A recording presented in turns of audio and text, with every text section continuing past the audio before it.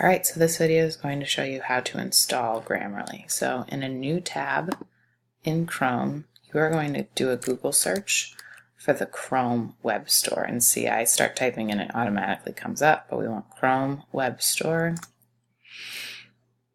And that should be the first thing that comes up. So you're just going to click on that first link to Chrome Web Store extensions, because Grammarly is a Chrome extension. So now that we're in the Chrome Web Store, we're going to click in this Search the Store box, and we're going to search for Grammarly. You need to make sure you spell it correctly, because grammar is Grammarly. And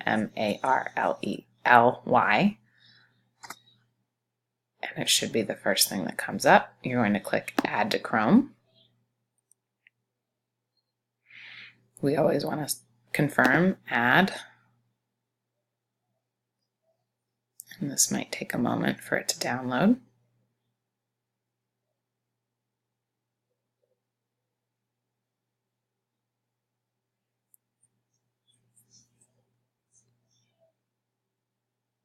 And it will then confirm saying it's been added to Chrome, and you'll now see this little icon up here, which is the Grammarly extension button.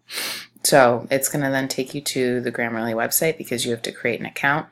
It has the Google option, so we're skipping this email piece and going down here to continue with Google like we always do when that's a choice. So clicking down here, continue with Google, it should just have you select your email.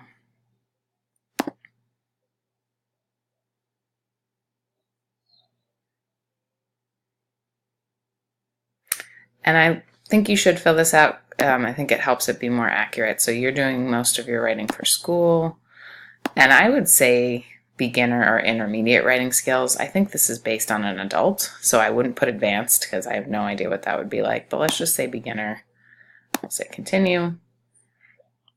And then continue to save settings. We have to do the free option. We're definitely not paying this, and we don't need those extra features. So say continue to Grammarly. It's free. And we are in. So there's two different ways you can use Grammarly, and I'll show you that in the next video, but at this point now you have it installed. So if you know how to use Grammarly, you can just start using it. And if you don't know how to use it, you're going to go back into Google Classroom and watch the next video.